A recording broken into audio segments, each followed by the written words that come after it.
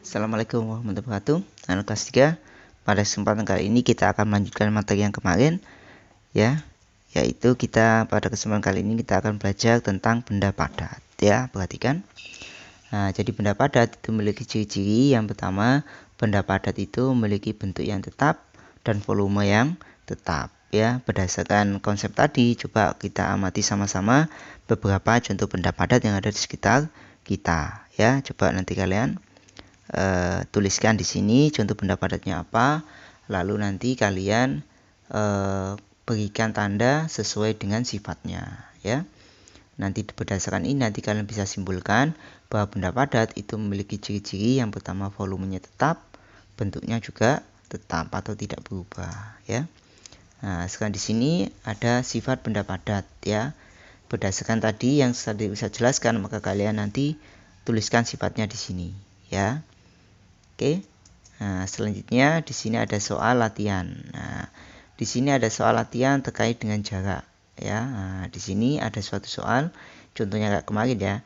Jarak yang ditempuh Dayu dari rumah ke pasar. Nah, kalau dari rumah ke pasar maka melalui dua jarak di sini. Jadi 6 km sama 7 km.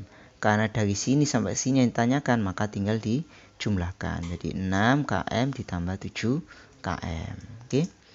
Lalu ada latihan soalnya yang pertama, ya. Di sini jelaskan Udin dan Beni akan berlomba lari. Jarak yang ditempuh 350 meter.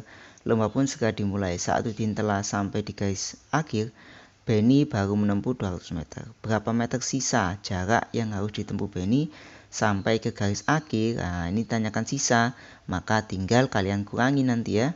Yaitu 350 kita ambil 200. Nanti kalian hitung, ya. Jadi itu satu ulangi, 350 diambil 200. Nah, soal yang kedua adalah semacam ini. Jarak rumah Edo ke sekolah 2500 meter. Jarak rumah Siti ke sekolah 4740 meter. Berapa meter perbedaan jarak? Nah, kalau perbedaan jarak ini sama dengan selisih juga, maka yang banyak akan kurangi yang sedikit. Maka 4740 dikurangi 2500. Nanti kalian hitung, ya. Soal yang ketiga. Udin pergi ke sekolah dengan bersepeda. Jarak yang ditempuh Udin dari rumah ke sekolah 3 km. Setelah menempuh jarak 2 km dari rumahnya, ban sepeda Udin bocor. Akhirnya Udin menuntun sepedanya sampai ke sekolah. Berapa kilometer jarak yang ditempuh Udin menuntun sepeda sampai ke sekolah? Ini sama, ya. Maka ini caranya sama, yaitu 3 km, ya, dikurangi dengan 2 km, ya.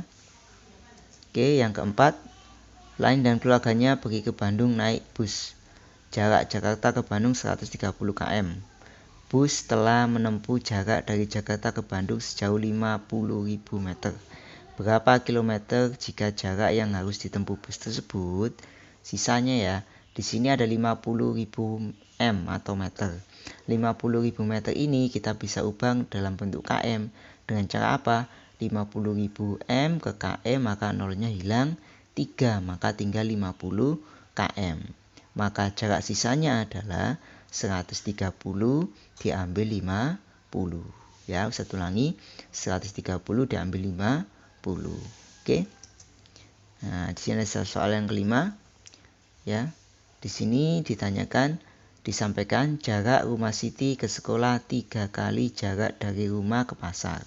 Jadi 3 kalinya, ya. Jarak dari pasar ke rumah adalah 100 meter.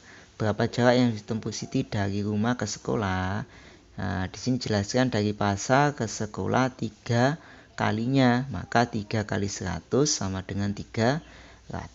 Maka di sini pasar ke sekolah jaraknya 300. Maka kalau kita jumlahkan semuanya dari rumah sampai ke sekolah, maka 300 ditambah 100. Oke, paham? Nah, silakan nanti tinggal dikerjakan, ya.